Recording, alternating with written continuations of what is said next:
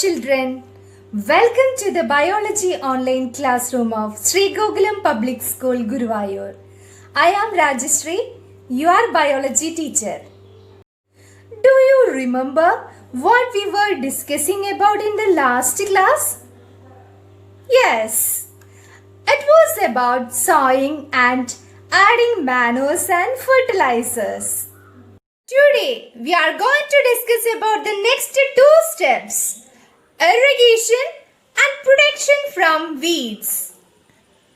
So let's not waste time. Let's talk about the next two steps. It's rainy now. Let's have a nice rain and talk about the irrigation. Come on, let's go. Children, you know all living beings need water to live. Plants also need water for the growth and development of flowers, fruits and seeds. Germination of seeds does not take place under dry conditions. The roots absorb water from soil. Along with the water, minerals and fertilizers are also absorbed. And these nutrients dissolved in the water and transported to each part of the plant. Water also protects crop from both frost and hot air currents. To maintain the moisture of the soil for healthy crop growth, fields have to be watered regularly. For water, farmers mainly depend on rain. But in summer, the farmers need to supply water to crops. The supply of water to crops at different intervals is called irrigation. The sources of irrigation are wells, tube wells, ponds, lakes,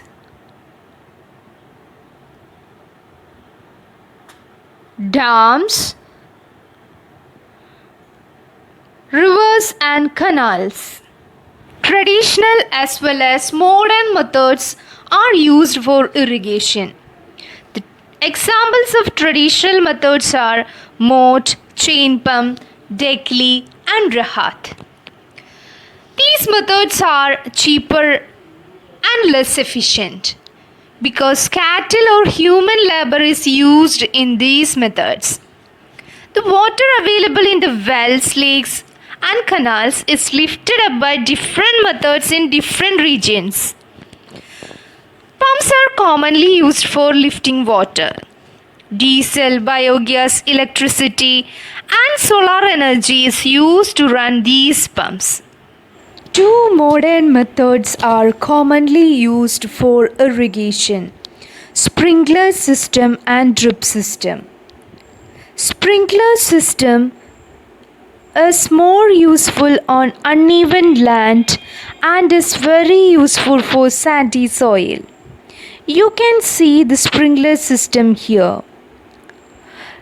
In this system, the perpendicular pipes having rotating nozzles on top are joined to the main pipeline at regular intervals.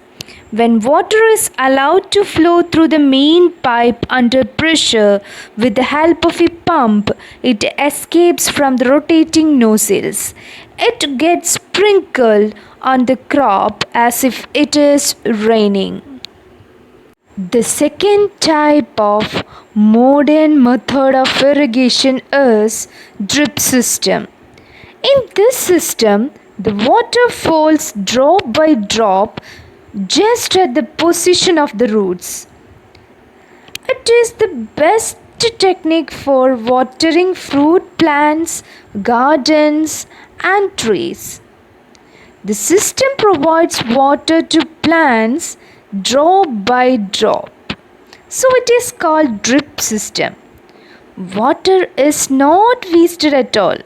It is a boon in regions where availability of water is poor. This is My little garden of red spinach. But you can also see some of the undesirable plants that are growing with this spinach. The undesirable plants that may grow naturally along with the crop is called weeds. These plants compete with spinach for water, nutrients, space, and light. Thus, they affect the growth of the crop. Some weeds interfere even in harvesting and may be poisonous for animals and human beings. So, it is necessary to remove these plants. The removal of weeds is called weeding. Farmers adopt many ways to remove weeds and control their growth. Manual removal includes physical removal of weeds by uprooting or cutting them close to ground. This can be done with the help of kurpi. A seed drill is also used to uproot weeds. Tilling before sowing of crops helps in uprooting and killing of weeds. Spraying of chemicals called weedicides is also used for the removal of weeds. They do not damage crops.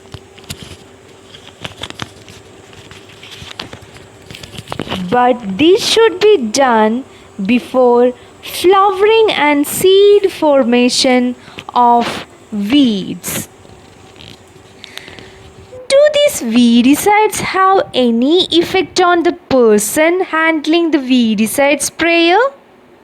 Yes, these chemicals negatively affect the health of the farmer. So they should cover their nose, mouth with a piece of cloth during spraying of chemicals. 2,4-D is an example for weedicide. So my dear children, don't waste your time. Click on the next URL to watch the animation of the topic. Download the attached notes. I will ask questions on this Saturday from the given notes.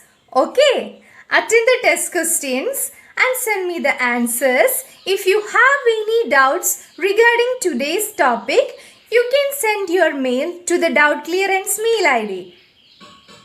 So see you in the next class with another topic. Till then, bye.